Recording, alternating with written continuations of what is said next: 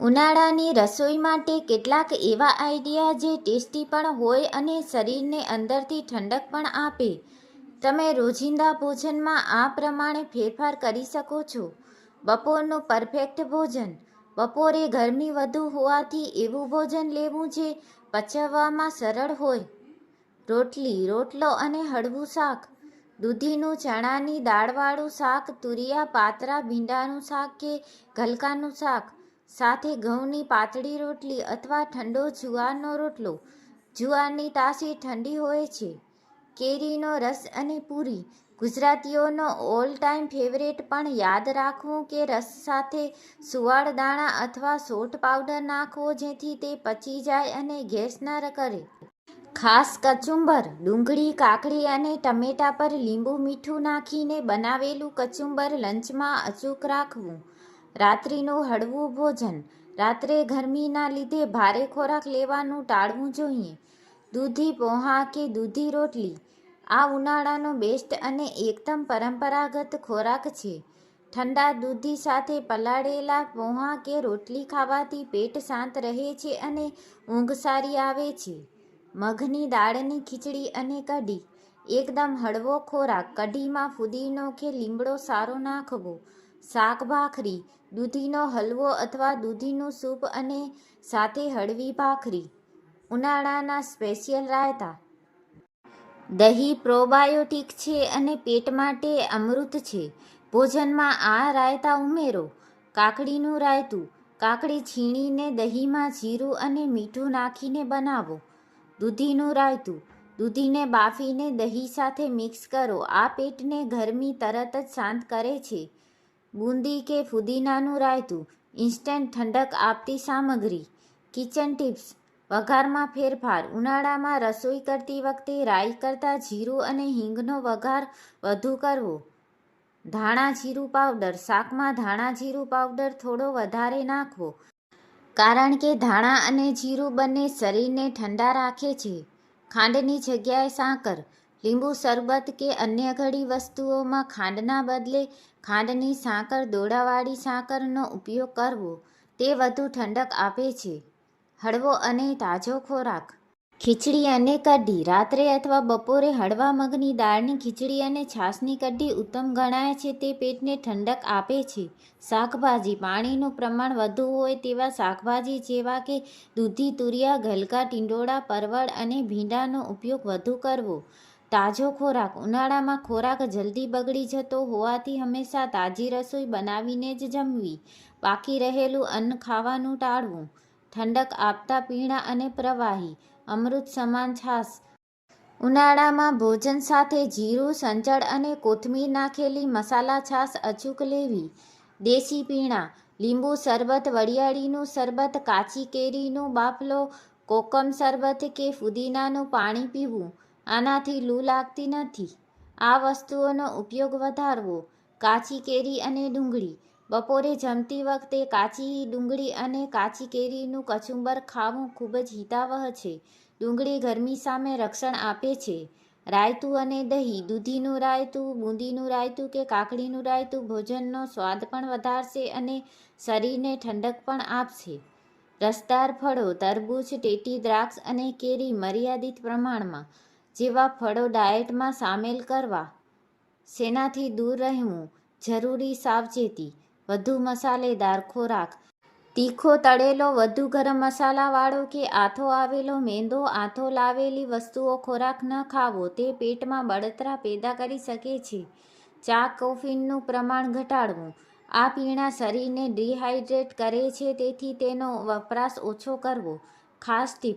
ઉનાળામાં રસોઈમાં જીરું, વરિયાળી, ધાણા જીરું અને ફુદીનાનો ઉપયોગ વધુ કરવો. કારણ કે આ બધા મસાલાની તાસીર ઠંડી હોય છે. ફટાફટ બનતો વઘારેલો રોટલો અથવા ખીચડી. જો બપોરની રસોઈમાંથી રોટલો કે ખીચડી વધ્યા હોય તો રાત્રે તેનો બેસ્ટ ઉપયોગ થઈ શકે છે. કેવી રીતે બનાવવું? એક કડાઈમાં બહુ થોડું તેલ કે ઘી લઈ જીરું, લીમડો અને લીલા મરચાંનો વઘાર કરો. તેમાં ઝીણી સમારેલી ડુંગળી અને ટમેટાં સાતળો. હવે તેમાં ખૂબ બધી છાશ અથવા દહીં અને પાણી ઉમેરો. ઉભરો આવે એટલે રોટલાના ટુકડો કે ખીચડી ઉમેરી 2 મિનિટ ઉકાળો. આ વાનગી પેટને એકદમ ઠંડક આપશે અને પચવવામાં ખૂબ જ હળવી રહેશે. દૂધી અને મગની દાળનું હળવું શાક. દૂધીમાં પાણીનું પ્રમાણ વધુ હોય છે જે ઉનાળા માટે પરફેક્ટ છે. કેવી રીતે બનાવવું? કુકરમાં જીરું અને હિંગનો વઘાર કરી પલાળેલી મગની મોગર દાળ છોતરા વગરની અને દૂધીના ટુકડા નાખો. હળદર, ધાણા જીરું અને સ્વાદ મુજબ મીઠું નાખી થોડું પાણી ઉમેરી 2 સીટી વગાડી લો. આ શાક રોટલી સાથે ખૂબ જ ટેસ્ટી અને લાઇટ લાગે છે. તમે આજે રસોઈમાં શું બનાવવાનું વિચારો છો અથવા આમાંથી કઈ સ્પેસિફિક વસ્તુ વિશે વધુ જાણવું છે? ઉનાળાનું સાપ્તાહિક મેનુ. વાળ, બપોરનું ભોજન, રાત્રિનું ભોજન. સોમવાર, દૂધીનું શાક રોટલી, ભાત, મસાલા છાશ અને કાકડીનું કચુંબર. મગની દાળની હળવી ખીચડી અને ફુદીનાવાળી કઢી. મંગળવાર, ભીંડાનું શાક, જુવારનો રોટલો, લસણની ચટણી, ઓછી તીખી અને દહીં. દૂધી પોહા, સાકર અને એલચી નાખીને અથવા દૂધી રોટલી. બુધવાર, તુરિયા પાત્રાનું શાક રોટલી, વઘારેલી ખીચડી અને કાચી કેરીનો બાફલો. સેવ ટમાટાનું શાક અને ગરમ નરમ ભાખરી. ગુરુવાર, મગની મોગળ દાળ, કોળી રોટલી, ડુંગળીનું કચુંબર અને છાશ. દૂધીના મૂઠિયા ઓછા તેલમાં સ્ટીમ કરેલા અને ગરમ દૂધી. શુક્રવાર, ગલકાનું શાક રોટલી, ભાત અને દૂધીનું ઠંડુ રાયતું, જીરા રાઈ અને મગની પાતળી દાળ. શનિવાર, ટીંડોળાનું શાક રોટલી, કાચી કેરી, ડુંગળીનું કચુંબર અને છાશ. મિક્સ વેજીટેબલ ખીચડી અને પાપડ. રવિવાર, સ્પેશિયલ કેરીનો રસ પૂરી, બટાકાનું રસવાળું શાક અને તીખા ગાંઠિયા. એકદમ હળવું ઉપમા અથવા વઘારેલો રોટલો. રસોડા માટે 3 મહત્વની ટિપ્સ. રસોડાનો સમય. ઉનાળામાં સવારે વહેલા રસોઈ બનાવી લેવી વધુ સારી, જેથી બપોરની પીક ગરમીમાં ગેસ સામે ઊભા ન રહેવું પડે. લોટમાં ફેરફાર. ઘઉંના લોટની સાથે ક્યારેક જુવાર કે જવનો લોટ વાપરવો, જે શરીરને એસિડિટીથી બચાવે છે અને ઠંડક આપે છે. લીલા ધાણા અને ફુદીનો. કોઈ પણ શાક કે દાળ બને એટલે ઉપરથી પુષ્કળ લીલા ધાણા અથવા ફુદીનો નાખવાની આદત રાખો. હવે કહો, આ મેનુમાંથી તમને કઈ વાનગી સૌથી વધુ ગમી અથવા તમારા મનમાં બીજો કોઈ ચોક્કસ વિચાર છે તો કમેન્ટમાં જરૂર કહેજો. ઉનાળામાં જ્યારે લીલા શાકભાજી ઓછા ગમે ત્યારે આ દેશી શાક બેસ્ટ ઓપ્શન છે. ડુંગળી બટાકાનું રસવાળું શાક. ઉનાળાની બપોરે કાચી ડુંગળી અને બટાકાનું પાતળી રસવાળું શાક બાજરી કે જુવારના રોટલા સાથે બહુ જ સરસ લાગે છે. ભરેલા તુરિયા કે ગલકા. તુરિયા ગલકા મોડા ન લાગે એટલે તેમાં ધાણા જીરું, સહેજ ચણાનો લોટ અને સિંગદાણાનો ભૂકો ભરીને શાક બનાવવું. સેવ ડુંગળીનું શાક. લીલા શાકભાજી ન ખાવા હોય ત્યારે ઝીણી સમારેલી ડુંગળી સાતળી, છાશ અથવા પાણી નાખી ઉપરથી સેવ ઉમેરી ફટાફટ બની જતું શાક.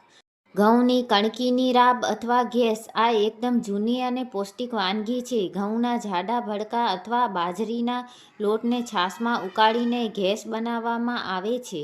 તેને રાત્રે ઠંડી કરીને દૂધી અથવા છાશ સાથે લેવાય છે. આનાથી પેટમાં ક્યારેય ગરમી થતી નથી. સુખડી અને મગ. રાત્રે ગરમ મગ પાતળા અને ઘી ગોળની નરમ સુખડી પચાવવામાં હળવી અને શક્તિ આપનારી. ખીચડો. ચોખા અને મગની દાળનો ઢીલો ખીચડો અને સાથે ઠંડી ગળી છાશ.